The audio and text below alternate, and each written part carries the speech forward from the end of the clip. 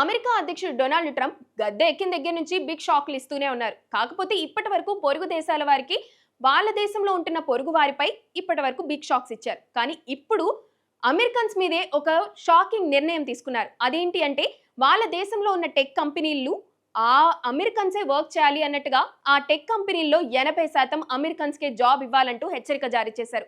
ప్రతి ఒక్క టెక్ కంపెనీకి, గూగుల్కి, మేటాకి వీటన్నిటికీ కూడా ఈ హెచ్చరికలు జారీ చేశారు.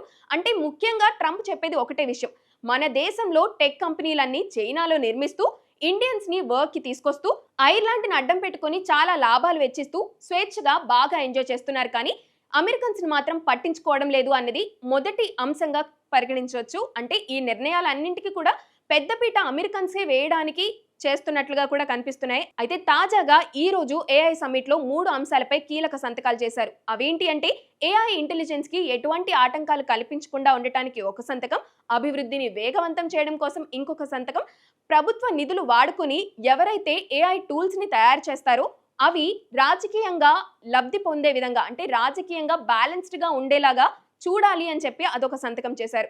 ముఖ్యంగా చూసుకున్నట్లయితే ఈ 3 అంశాలు ఎంత ముఖ్యమో అమెరికన్స్ కి జాబ్ ఇవ్వాలి అనేది కూడా అంతే ముఖ్యంగా కనిపిస్తుంది. ట్రంప్ నిర్ణయాలు అయితే ప్రతి ఒక్కరికి షాక్ కనిపిస్తూనే ఉంటుంది.